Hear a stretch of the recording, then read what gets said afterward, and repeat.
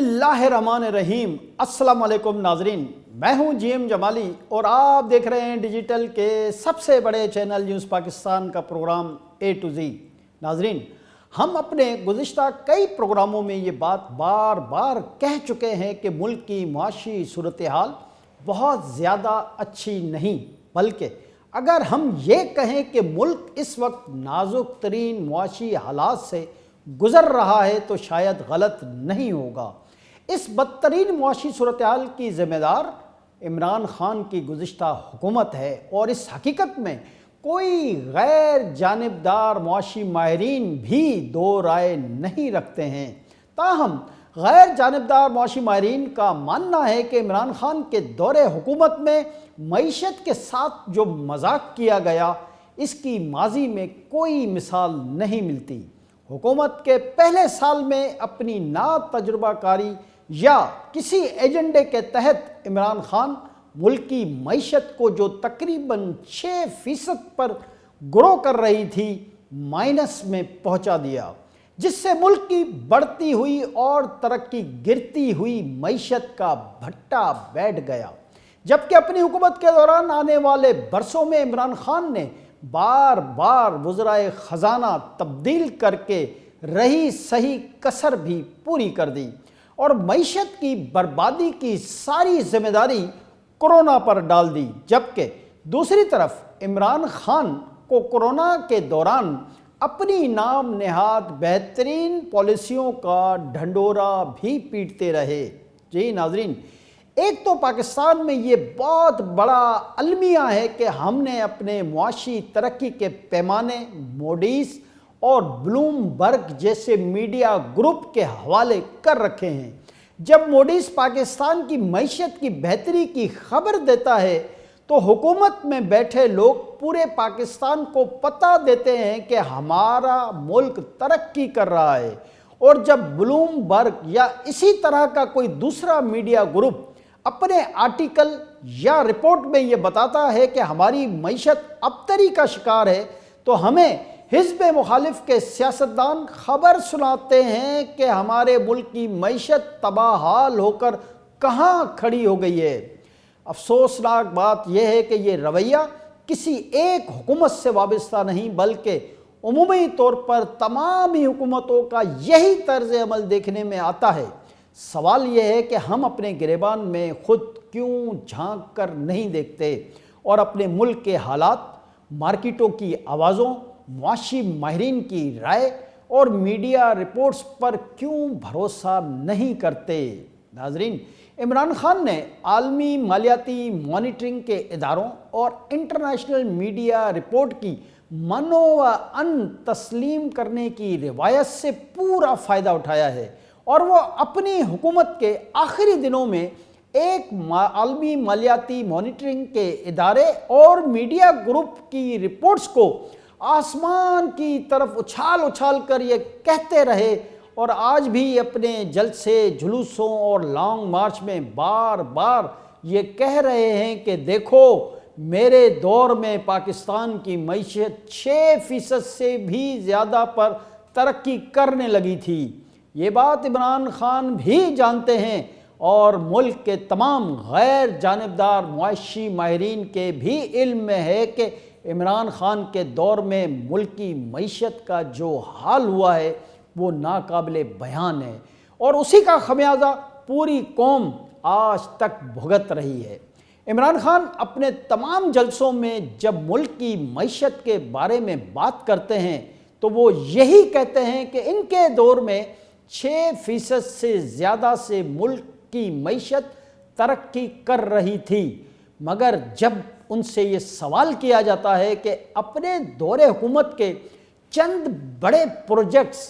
या काम तो बता दें कि जिसकी वजह से मुल्क की मईशत ने तरक्की करनी शुरू कर दी थी, तो उन पर कब्रिस्तान जैसी खामोशी तारी हो जाती है। इस सूरत हाल को देखकर ऐसा लगता है कि जिन मालियाती मॉनिटरिंग के इदारों और मीडिया ग्रुप की तरफ हम इशारे कर रहे हैं, वो पाकिस्तान जैसे तरक्की पजीर मुल्कों की हुकूमतों की तरफ से दिए गए फरमाइशी प्रोग्राम भी चलाते हैं। जबकि اس امکان کو بھی مسترد نہیں کیا جا سکتا کہ یہ ادارے کسی عالمی ایجنڈے کے تحت پاکستان جیسے ممالک کے بارے میں منفی یا مثبت رپورٹ جاری کرتے ہیں، جس کا مقصد ان اداروں کی طرف سے عالمی ایجنڈے کی تکمیل اور نادندہ اہداف ہوتے ہیں۔ جی ناظرین، ہمارا آپ کے سامنے یہ تمام صورتحال پیش کرنے کا مقصد آپ کو ملک کی موجودہ معاشی صورتحال سے آگاہ کرنا تھا۔ اب ہم آپ کے سامنے اس حوالے سے مزید حقائق رکھتے ہیں۔ جیسا کہ ہم نے آج کے پروگرام کے ابتدائیہ میں کہا کہ ملک اس وقت نازک ترین معاشی صورتحال سے گزر رہا ہے۔ ذمہ دار ذرائع سے اطلاعات ہیں کہ اس وقت ملک کی کریڈٹ ڈیفالٹ 100% یا CDS تیزی سے بڑھا ہے اور صرف گزشتہ 2 روز میں 56% سے بڑھ کر 75% سے زیادہ ہو گیا ہے، جس کی وجہ سے بدقسمتی سے ملک ایک مرتبہ پھر بہت تیزی سے ڈیفالٹ کی طرف بڑھ رہا ہے۔ اس صورتحال کی واحد وجہ ملک کی غیر مستحکم سیاسی اور غیر یقینی معاشی صورتحال ہے۔ موجودہ حکومت نے بڑی حد تک ملک کی معاشی صورتحال کو بہتر بنایا تھا اور ملک کی معیشت میں بہتری آنے کے امکانات بھی پیدا ہو گئے تھے، لیکن عمران خان کے لانگ مارچ کی وجہ سے عالمی سطح پر ایک مرتبہ پھر یہ پیغام گیا کہ پاکستان کے سیاسی حالات غیر یقینی کی صورتحال سے دوچار ہیں اور موجودہ حکومت کب تک اقتدار میں رہے گی یہ یقین سے نہیں کہا جا سکتا۔ لہذا سعودی شہزادے محمد بن سلمان نے دورہ پاکستان ملتوی کر دیا اور پاکستان میں جو 14 سے 15 ارب ڈالر کی سرمایہ کاری ہونا تھی یا پاکستان کے زر مبادلہ کے ذخائر کو سعودی عرب کی طرف سے کئی ارب ڈالر کی سپورٹ ملنا تھی، وہ بھی رک گئی۔ ان حالات کی وجہ سے ترکی، متحدہ عرب امارات، قطر اور کویت سمیت دیگر ممالک کے سرمایہ کاروں کی طرف سے بھی پاکستان میں جو انویسٹمنٹ آنی تھی وہ بھی رک گئی۔ گزشتہ محض 2 روز میں پاکستان کے کریڈٹ ڈیفالٹ 100% یا CDS میں غیر معمولی اضافہ بہت زیادہ معنی خیز ہے۔ عام طور پر صرف 2 دن میں ایسا کبھی نہیں ہوتا، لیکن یہ سچ ہے کہ گزشتہ 2 روز میں پاکستان کے کریڈٹ ڈیفالٹ 56% سے بڑھ کر اچانک 75% سے بھی زیادہ ہو گئے ہیں۔ اس صورتحال کے پیش نظر معاشی ماہرین کا کہنا ہے کہ پاکستان ایک مرتبہ پھر بہت تیزی سے ڈیفالٹ کی طرف بڑھ رہا ہے۔ اس صورتحال کے پیش نظر پاکستان پر IMF کا دباؤ ایک مرتبہ پھر بڑھ گیا ہے۔ IMF پاکستان کے ساتھ مذاکرات میں بھی گریزاں معلوم ہوتا ہے، جبکہ دوسری طرف اس نے اپنا نیا شرائط نامہ پاکستان کے حوالے کر دیا ہے۔ تاہم IMF اور پاکستان کے درمیان مذاکرات آئندہ ہفتے ہونے کے امکانات ظاہر کیے جا رہے ہیں۔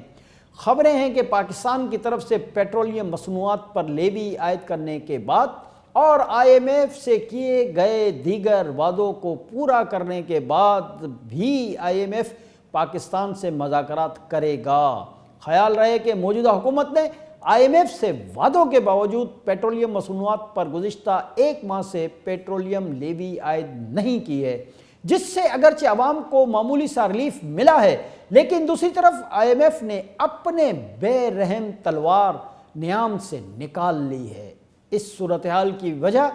وہی معاہدہ ہے کہ جو عمران خان کی حکومت نے IMF سے کیا تھا، اور خان صاحب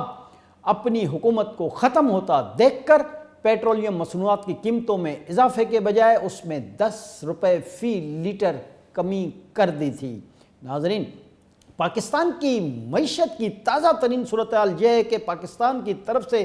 جاری کردہ سیوک بانڈز یا اسلامی بانڈز کی میچورٹی 5 دسمبر 2022 کو پوری ہو جائے گی، جس کے نتیجے میں پاکستان کو 5 دسمبر تک ہر حال میں 1 ارب ڈالر ادا کرنے ہیں۔ اگرچہ وزیر خزانہ اسحاق ڈار سرمایہ کاروں کو مسلسل یقین دہانیاں کروا رہے ہیں کہ پاکستان مقررہ وقت پر یہ ادائیگی کر دے گا، لیکن سرمایہ کار اور عالمی مارکیٹ میں بیٹھے افراد اور ادارے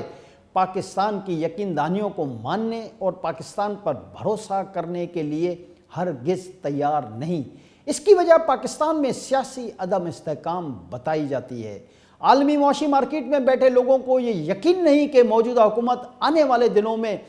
برسر اقتدار رہے گی یا نہیں۔ عمران خان نے ملک میں ایسی سیاسی صورتحال پیدا کر دی ہے کہ عالمی سطح پر نہ صرف پاکستان کی جگ ہسائی ہو رہی ہے بلکہ ملک میں جاری غیر یقینی سیاسی صورتحال کی وجہ سے ملک کی معیشت تباہی کے دھانے پر پہنچ چکی ہے، اور شاید یہی عمران خان کا اولین ہدف بھی معلوم ہوتا ہے۔ سی ڈی ایس میں روزانہ کی بنیاد پر اضافہ ہو رہا ہے، جس کی وجہ سے پاکستان کی یہ پوزیشن بھی کمزور ہوتی جا رہی ہے کہ وہ اپنی معیشت کو سہارا دینے کے لیے کوئی نئے بانڈز جاری کرے یا کسی ملک یا ادارے سے نیا قرضہ لے سکے۔ تاہم اس بدترین صورتحال کے باوجود حوصلہ افزا بات یہ ہے کہ موجودہ حکومت کی طرف سے معیشت کی بحالی کی کوششیں جاری ہیں، اور وزیر خزانہ اسحاق ڈار ابھی بھی پر امید ہیں کہ وہ حالات بہتر کرنے میں کامیاب ہو جائیں گے۔ ناظرین، پاکستان کو غیر ملکی اداروں اور ممالک کو ادائیگیوں اور امور مملکت چلانے کے لیے آئندہ مالی سال میں 32 سے 34 ارب ڈالر درکار ہوں گے، جبکہ رواں مالی سال کے لیے پاکستان کو 23 ارب ڈالر کی ضرورت ہے۔ لیکن یہ حقیقت ہے کہ اس وقت پاکستان مالی طور پر اس پوزیشن میں نہیں کہ وہ یہ ادائیگیاں کر سکے۔ یہاں یہ بھی بہت دلچسپ بات ہے کہ گزشتہ حکومت نے جب 2022-23 کا بجٹ پیش کیا تھا، اس وقت آئی ایم ایف سے وعدہ کیا گیا تھا کہ پاکستان اپنا مالی خسارہ 1500 ارب روپے تک کم کرے گا، لیکن گزشتہ حکومت نے اپنے دور حکومت میں اس حوالے سے کوئی اقدامات نہیں اٹھائے تھے، جبکہ آج کل موجودہ حکومت کے لیے ایسے سیاسی و معاشی حالات ہی نہیں چھوڑے کہ وہ ان غیر یقینی حالات میں مالی خسارہ کم کرنے یا معیشت کو بہتر کرنے کے لیے کوئی ٹھوس اقدامات اٹھا سکے۔ ناظرین، ذمہ دار ذرائع سے خبریں مل رہی ہیں کہ آئی ایم ایف پاکستان پر زور دے رہا ہے کہ پاکستان مختلف شعبوں پر ٹیکسز بڑھا کر مالی خسارہ پورا کم کرنے کی کوشش کرے، جبکہ آئی ایم ایف کی طرف سے مسلسل یہ بھی دباؤ ہے کہ پاکستان پیٹرولیم لیویز لگانے کے ساتھ ساتھ پیٹرولیم مصنوعات کی قیمتوں میں بھی اضافہ کرے۔ علاوہ ازیں آئی ایم ایف کا پاکستان سے یہ بھی تقاضا ہے کہ وہ بجلی اور گیس کے فی یونٹ نرخوں میں اضافے کے علاوہ انرجی سیکٹر پر مزید ٹیکس بھی لگائے، لیکن موجودہ حکومت آئی ایم ایف کی ان شرائط کو مکمل طور پر ماننے کو تیار نہیں۔ تاہم جزوی طور پر ان شرائط کو پورا کرنے کے لیے موجودہ حکومت کی طرف سے آئی ایم ایف کو اشارے دیے گئے ہیں، جس کی وجہ سے اس بات کے قومی امکانات ہیں کہ آنے والے دنوں میں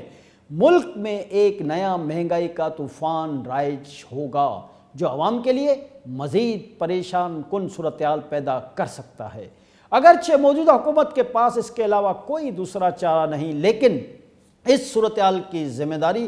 کس سیاسی جماعت اور مارچ کرنے والے نام نہاد سیاسی لیڈر کے کندھوں پر ہے؟ یہ فیصلہ خود عوام ہی کو کرنا پڑے گا۔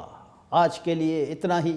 اگلے پروگرام تک اپنے میزبان جیم جمالی کو اجازت دیجیے۔ اللہ حافظ۔